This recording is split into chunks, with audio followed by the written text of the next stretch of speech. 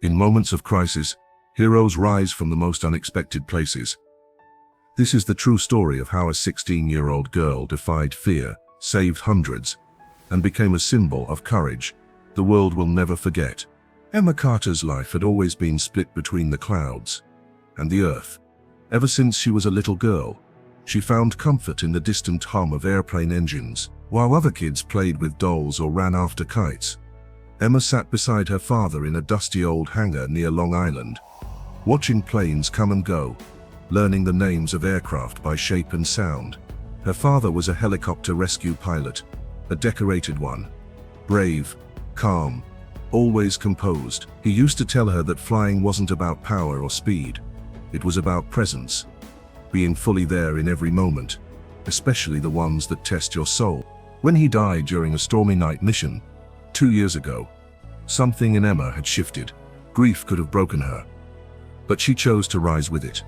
She began studying harder, spending weekends at the local flying club, where she trained on small aircraft, like the Cessna 130. She wasn't licensed yet, but she had over 120 simulator hours, and was already more skilled than most teens her age. Flying became her escape, her healing, her way of staying connected to the man whose voice still echoed in her heart. Her mother, Allison Carter, was a senior flight attendant with an international airline. She often invited Emma to join her on domestic flights during school breaks, not only as bonding time, but also because she knew how much the skies meant to her daughter. On the morning of the flight to Los Angeles, everything felt normal. Emma wore her favorite blue hoodie, tied her hair in a messy bun, and sat by the window seat in row 14, right-wing view. The flight was packed, 21 passengers in total, including a wedding party, 2 retired teachers heading to a reunion, and a young couple traveling with their newborn for the first time. Emma always paid attention to things most passengers ignored. She watched how the flight crew performed safety checks, how the pilots interacted with the tower before pushback, how the landing gear sounded when retracted. It wasn't just curiosity, it was respect. To her, every takeoff was a small miracle. That morning, the aircraft taxied smoothly. The captain's voice came over the intercom, calm, professional, with a subtle southern accent. He cracked a joke about LA traffic being worse than sky traffic, and laughter rippled through the cabin. The plane ascended through the light cloud layer, the sun catching the edges of the wings like fire on glass. For a while, everything was still perfect, peaceful. Emma pulled out her sketchbook and started drawing the cockpit from memory. She liked challenging herself to remember every button, lever, and indicator. Halfway through her sketch, the plane shook lightly.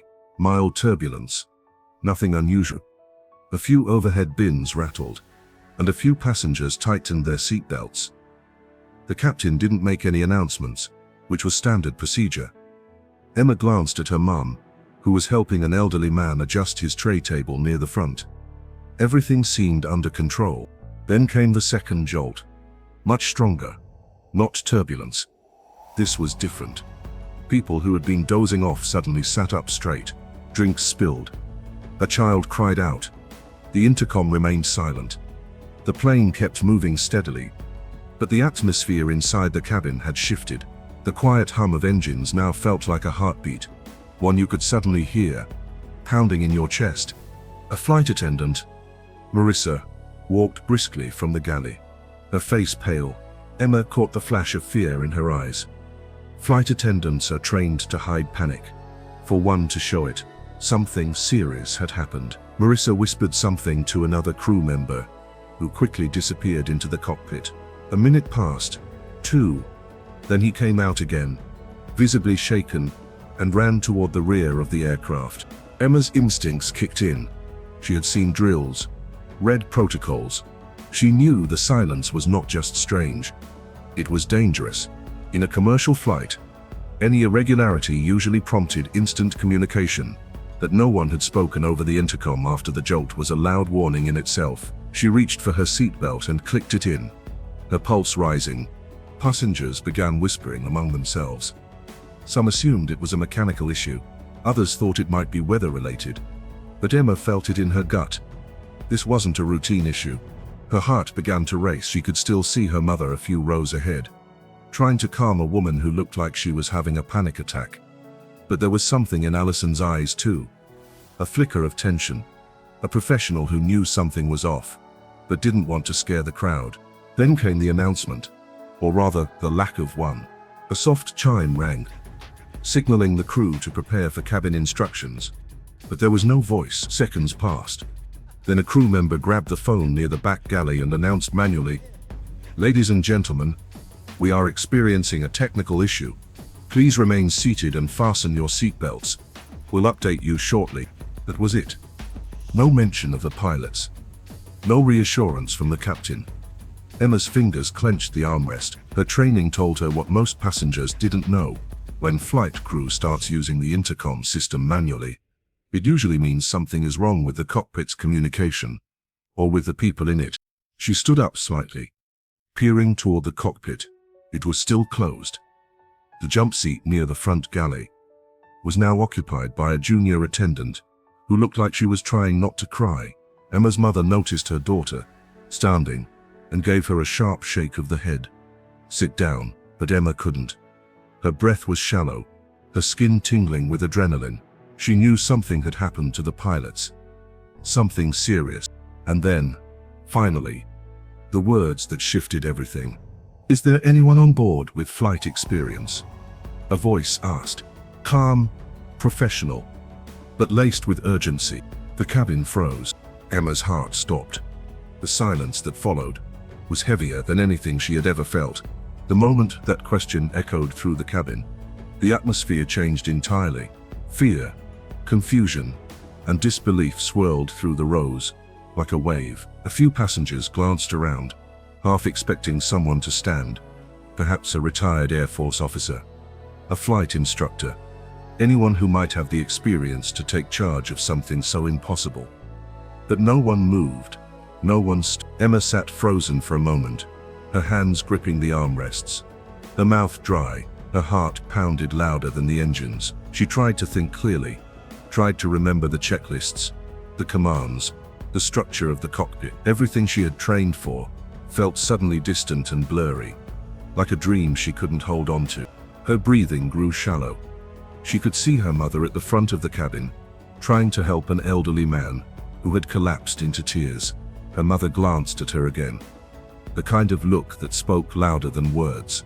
It was a plea to stay put, to stay safe. But Emma knew deep down that if she didn't stand up, no one would. The truth settled in her gut, like a weight. No one else on this flight had flown an aircraft. Not today. Not on this plane. It was her, or it was no one. She rose, slowly at first. Her legs were trembling, but she managed to walk down the aisle, weaving past stunned passengers who turned to look at her. A flight attendant rushed to her side, asking if someone was hurt. Emma's voice cracked, but came out steady enough. "I've trained on small aircraft. I've flown Cessnas. I can try." The woman stared at her, blinking hard. "You're just a kid." Emma nodded. "Yes, but I'm all you have." The next few minutes felt surreal.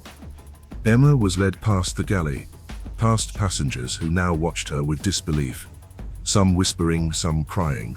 No one said anything cruel. No one laughed. It was as if every soul on that plane silently agreed. If this teenager was willing to try, she deserved every chance to do it. The flight attendant opened the cockpit door, and for the first time, Emma stepped inside the control room of a commercial Airbus.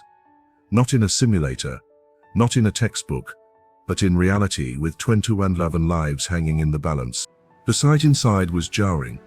Both the captain and co-pilot were slumped over.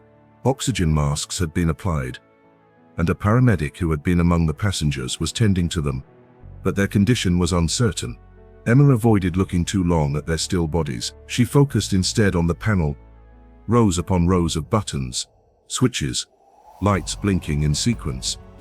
It looked similar to her training modules, yet completely overwhelming in its scale.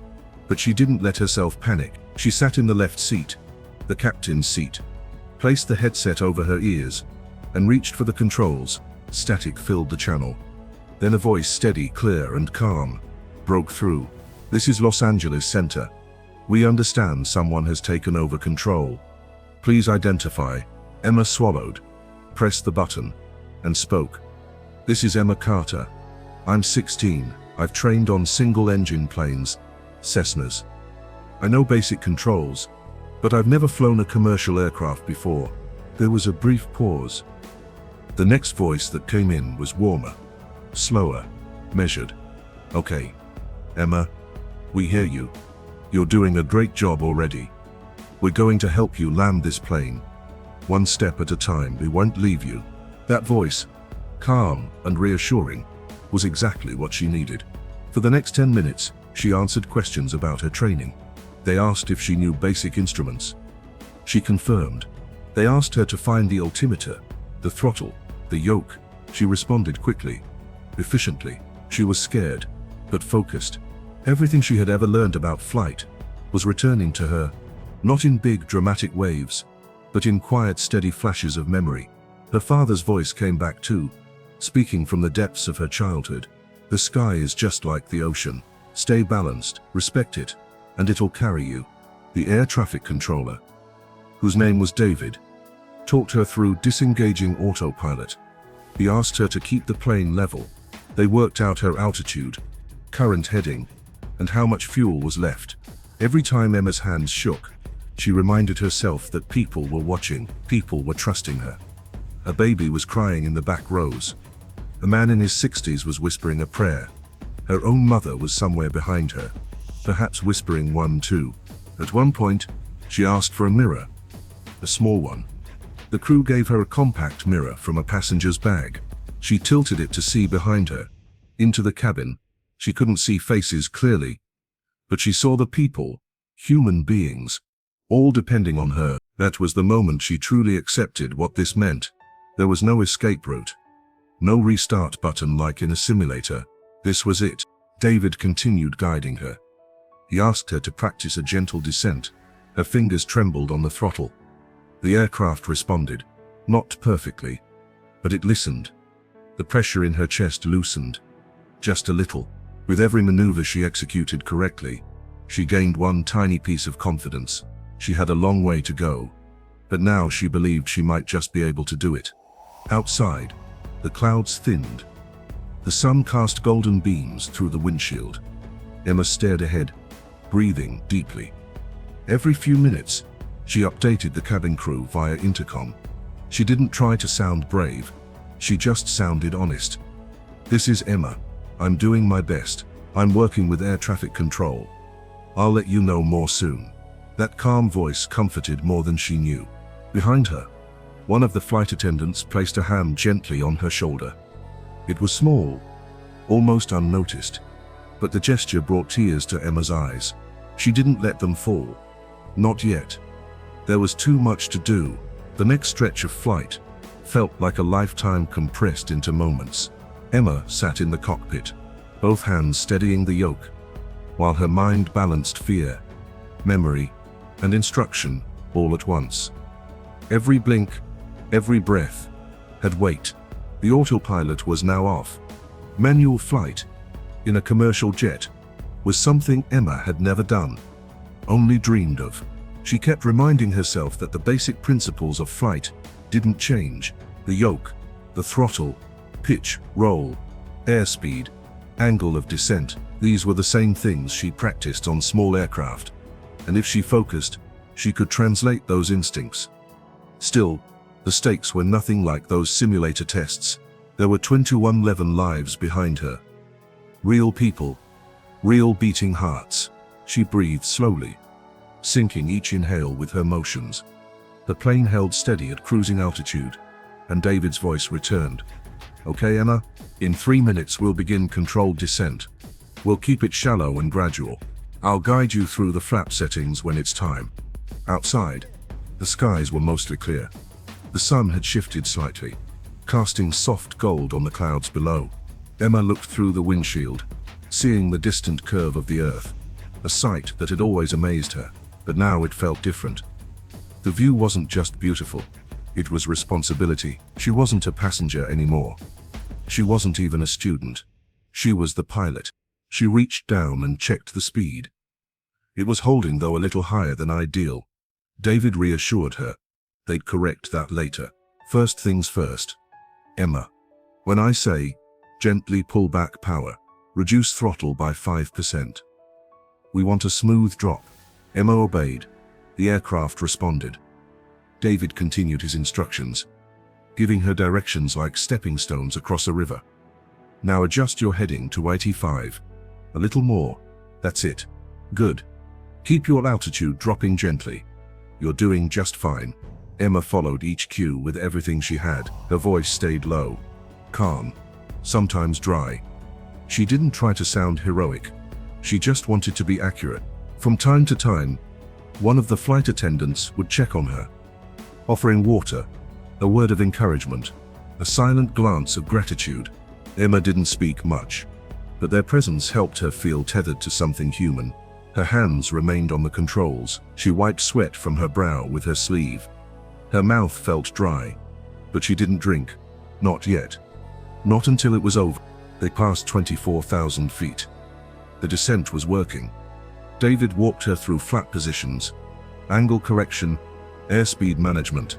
Her hands trembled slightly as she made each adjustment, but with every successful response from the aircraft, her faith grew.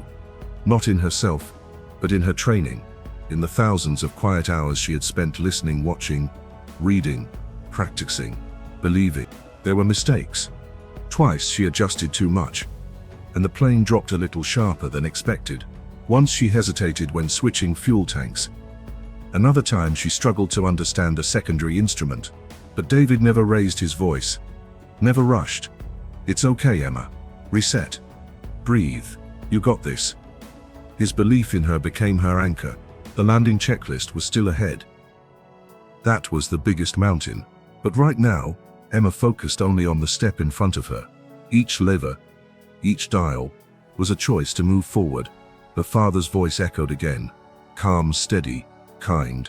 A good pilot doesn't try to control the sky. She just learns how to listen to it. Los Angeles came into view. Faint outlines of city blocks, distant shimmer of coastline, the long gray ribbon of runways waiting below. It was getting real now. The control tower began clearing the path. Emergency teams were already lining up. Sirens off. Ready but quiet. Fire trucks, ambulances, airport staff. All eyes turned skyward. Inside the cockpit, Emma blinked, her eyes dry from not looking away for so long.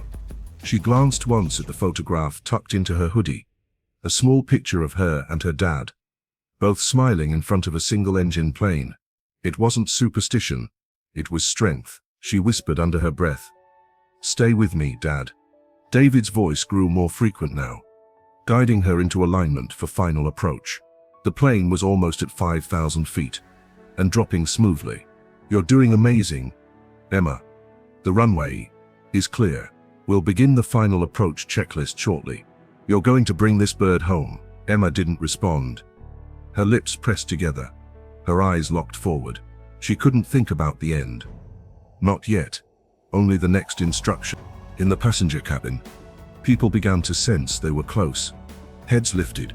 Children stopped crying. A man clutched a worn Bible to his chest. An elderly woman wiped her eyes with a handkerchief and whispered the Lord's Prayer. Someone began filming, not to go viral, but to never forget. The sky ahead was opening up, wide and waiting. The runway now visible, long and stretching toward her like a path made of steel and second chances.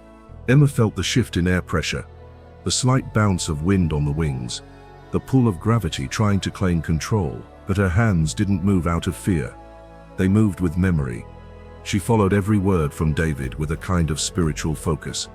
No ego, no panic, just purpose. The city below grew closer. The aircraft dipped into its approach path. The gears preparing, the systems responding. Emma's voice finally returned. She pressed the button and said softly, "Final approach confirmed." "I see the runway," David replied. "We see you too, Emma. Everyone's waiting." The final approach was both the shortest and longest moment of Emma's life.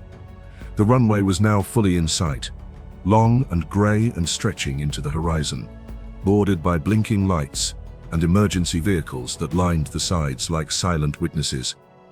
Emma tightened her grip on the yoke Her arms were sore, her back tense. But she ignored the ache. Her breath came in steady rhythms now. Every inch of her body was tuned to the machine she was guiding. Every signal, every sound, every vibration from the aircraft spoke to her like a language she had spent years learning and now had to trust completely. David's voice returned, low and even, filling her ears through the headset. "You're doing perfect, Emma. Begin lowering the landing gear. Watch your descent rate. Keep it soft. Flaps to full when you're ready." Emma followed his instructions, each move deliberate. The landing gear deployed with a loud mechanical sound that echoed through the frame of the plane. Passengers felt it. Some gasped quietly, realizing how close they were. A few started whispering prayers again. Others simply closed their eyes. The gravity of the moment had settled in, heavy and real. The plane descended through 2,000 feet. Emma adjusted her pitch, corrected her heading just slightly, and continued aligning with the center line of the runway. The aircraft wasn't perfectly level. It pulled a bit to the left, but she compensated. Her training had not prepared her for this size or weight. Yet every hour she had spent in a simulator now came back like muscle memory, guiding her hands. She didn't think about being a teenager. She didn't think about what people would say or how the world might react. She just thought about the task, about the people, about finishing this right. Wind gusted gently from the side. The Airbus shifted slightly. For a moment, the wheels were misaligned with the tarmac. David's voice remained calm. "You've got it. Ease to the right. You're back in line. Just hold it steady now." Emma adjusted again. The aircraft responded. Her eyes stayed locked on the edge of the windshield, watching the numbers along the runway grow clearer. The ground rose up beneath them, and time began to slow. Passengers in the cabin felt the subtle pitch shift, and knew they were seconds from touchdown. A hush had fallen over everyone. Even the babies had stopped crying. People squeezed hands tighter. One couple embraced, their foreheads pressed together. The flight attendants, strapped into their jump seats, exchanged brief glances filled with silent strength. It wasn't just about landing anymore. It was about witnessing something none of them would ever forget. At 500 feet, the plane was aligned. Emma made final adjustments to throttle and nose angle. Her hands, though trembling, remained precise. The runway lights flickered brighter. The aircraft's belly growled as the airspeed decreased and weight shifted. David gave her the final call. "Flare gently, let the wheels kiss the runway. Don't force it. You're almost there." She pulled back slightly, initiating the flare. The nose lifted. The descent slowed, and then the rear wheels met the ground. There was a thud, a bounce, then another touch as the front wheel came down. The tires screeched lightly across the surface. The cabin jolted, but remained intact. Emma's hands gripped the brakes, and with David's voice guiding her, she eased the aircraft to a slower roll. The reverse thrust activated. The massive steel body groaned, and the speed dropped. The plane was slowing. Faster, slower, then still. In the cockpit, Emma froze for a moment, unsure if she could breathe. The tension in her chest didn't release right away. Her hands remained locked in place on the controls, fingers stiff and cold. A voice from the tower confirmed what everyone already knew. "Touchdown confirmed. Aircraft is secure." "Repeat. Aircraft is secure." There was no instant celebration, just silence. Then from the cabin, a single clap, then another. Then an eruption of applause, cheers, and sobs that rippled from row to row. People wept into their hands, strangers hugged. A woman kissed the floor. Some just sat there in stunned silence, not yet able to process what they had just lived through. Emma removed her headset slowly. The moment the cockpit door opened, her mother rushed in, tears streaming down her cheeks. She knelt beside Emma and wrapped her in the kind of hug that had once comforted, scraped knees and broken hearts. This time, it was the hug of survival, of disbelief, of gratitude, that went deeper than words. Outside the aircraft, emergency crews surrounded the plane, not to respond to a disaster, but to witness a miracle.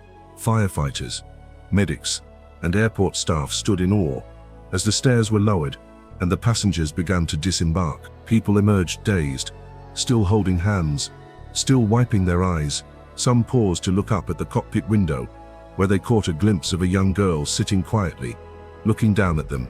Reporters were already gathering at the gates. The footage had spread in real time. Social media buzzed with messages from inside the plane. Photos, videos, voice notes, all echoing the same impossible truth. A 16-year-old had landed a commercial jet, saving every soul on board. Later in the terminal, as paramedics checked on the recovered co-pilot and captain, Emma was pulled aside by airport officials and gently seated in a quiet room. A bottle of water was placed in her hand, which she still hadn't opened. Her hand still shook, but she was beginning to feel the weight of what she had done. David came on a secure call line to speak to her. "You're a hero, Emma. What you did today, no one will forget that. And you didn't just fly a plane. You carried hope." But Emma didn't feel like a hero. She felt like a daughter, like a student, like a girl who had loved the sky so deeply that when it asked her for everything, she answered without hesitation. She finally opened the water, took a sip, and looked out the airport window toward the hangars in the distance. The sun was setting now. Orange and gold brushed across the glass. She let herself cry, not because she was afraid, but because everything inside her had been poured into that flight. The fear, the focus, the voice of her father that kept her steady, all of it now washed over her. In the days that followed, headlines would call her the Sky Angel, the teen pilot wonder, and the girl who landed hope. She would be invited to interviews, awarded honors, and offered scholarships by flight academies around the world.